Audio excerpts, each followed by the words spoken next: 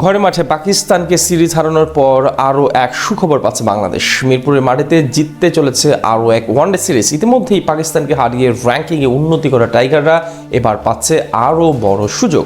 মিরাজ, শান্ত, লিটনদের কল্যাণে বিশ্বকাপে সরাসরি টিকিট পাওয়া নিয়েও কমতে যাচ্ছে দুশ্চিন্তা। তবে আসন্ন সিরিজকে সামনে রেখে কি এমন সুখবর পেতে চলেছে বাংলাদেশ, তার বিস্তারিত প্রতিবেদন। পাকিস্তানের বিপক্ষে রোমাঞ্চকর লড়াইয়ে সিরিজ জিতে স্বস্তির নিঃশ্বাস ফেলছেন মেহেদী হাসান মিরাজরা। ওয়ানডে র্যাঙ্কিংয়ে 10 নম্বরে থেকে এক ধাপ উন্নতি করে 9-এ উঠেছে টাইগাররা। ঈদের ছুটির পরও টাইগারদের এই স্বস্তি অব্যাহত থাকতে পারে, কেননা আগামী মাসে বাংলাদেশে খেলতে আসা কিউইরা তাদের সেরা তারকাদের পাচ্ছেন না বাংলাদেশের বিপক্ষে সিরিজটিতে। অন্যদিকে আইসিসি ওয়ানডে র্যাঙ্কিংয়ে 4 নম্বরে থাকা পাকিস্তানের বিপক্ষে 2-1 এ সিরিজ জিতে 3 রেটিং পয়েন্ট অর্জন করেছে বাংলাদেশ। এতে ওয়েস্ট ইন্ডিজকে টপকে 9-এ উঠে এসেছে তারা। আগামী বছরের মার্চ পর্যন্ত এই অবস্থান ধরে রাখতে পারলে আফ্রিকায় অনুষ্ঠিতব্য 2027 ওয়ানডে বিশ্বকাপে সরাসরি অংশগ্রহণ নিশ্চিত হবে লাল সবুজের প্রতিনিধিদের। এদিকে আইসিসির ওয়ানডে র্যাঙ্কিংয়ে বর্তমানে 2-এ রয়েছে নিউজিল্যান্ড। ফলে তাদের বিপক্ষে সিরিজ জিতলে বাংলাদেশের রেটিং পয়েন্টে আরো বড় উন্নতির সুযোগ থাকবে। উল্লেখ্য, আগামী 13 এপ্রিল দ্বিপাক্ষিক সিরিজ খেলতে বাংলাদেশে আসবে নিউজিল্যান্ড দল। 17, 20 ও 23 এপ্রিল মিরপুরে ও চট্টগ্রামে অনুষ্ঠিত হবে 3 ম্যাচের ওয়ানডে সিরিজ। এরপর 27,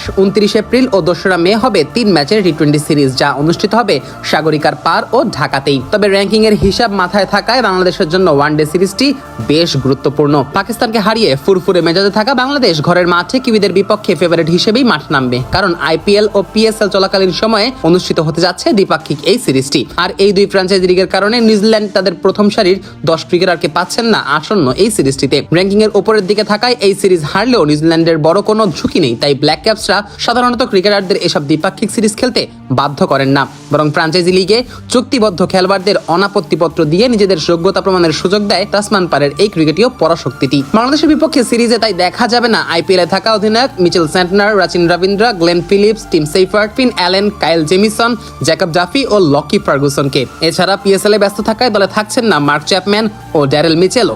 ফলে অনেকটা তরুণদের নিয়ে গড়া দ্বিতীয় সারির দলই বাংলাদেশে পাঠাবে কিউইরা। এমনকি দলের 2 কোচ লুক রঙ্কি ও জ্যাকব ওরাম পিএসএল এ ইসলামাবাদ ইউনাইটেডের সঙ্গে যুক্ত থাকায় বাংলাদেশে আসছেন না। তবে বাংলাদেশ অবশ্য সেরা দলটা নিয়েই কিউইদের বিপক্ষে মাঠে নামবে। বিশ্বকাপে সরাসরি কোয়ালিফাই করার চ্যালেঞ্জ থাকায় কোনো পরীক্ষা নিরীক্ষার মধ্য দিয়ে যাওয়ার ভাবনা নেই বলে জানান অধিনায়ক মেহেদী হাসান মিরাজ। এ প্রসঙ্গে মিরাজ বলেন, আমাদের লক্ষ্য রাখতে হবে প্রত্যেকটি রেটিং পয়েন্ট আমাদের জন্য অনেক অনেক গুরুত্বপূর্ণ। আমাদের মাথায় রাখতে হবে যে 2027 বিশ্বকাপে আমাদের কোয়ালিফাই করতে হবে। এজন্য প্রত্যেকটা সিরিজ, প্রত্যেকটা ম্যাচ আমাদের জন্য অনেক বেশি জরুরি। আমরা ওইভাবেই চিন্তা করব যে কিভাবে আমরা সিরিজ জিততে পারি, ম্যাচ জিততে পারি। পাকিস্তানের বিপক্ষে রোমাঞ্চকর লড়াইয়ে সিরিজ জিতে স্বস্তির নিঃশ্বাস ফেলছেন মেহেদী হাসান মিরাজরা। ওয়ানডে র্যাঙ্কিংয়ে 10 নম্বরে থেকে এক ধাপ উন্নতি করে 9-এ উঠেছে টাইগাররা। ঈদের ছুটির পরও টাইগারদের এই স্বস্তি অব্যাহত থাকতে পারে, কেননা